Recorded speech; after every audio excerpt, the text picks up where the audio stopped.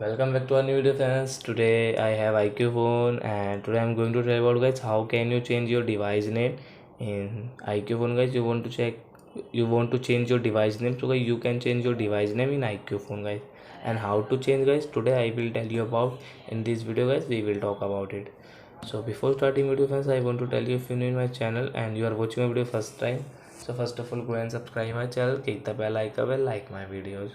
So guys, now time to start video to change device name in Iqoo phone. So guys, first of all you will have to come on phone setting, then friends you will have to come on about phone. So guys, we will click on about phone, then guys click on device name, and guys click on this pencil and option edit, and guys tap here.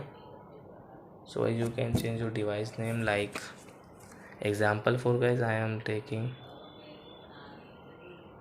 Iqoo mobile, and guys you want to save device name. Okay, so guys now you can see my device name has changed Iqoo mobile. Example for guys, I told you you can change yourself.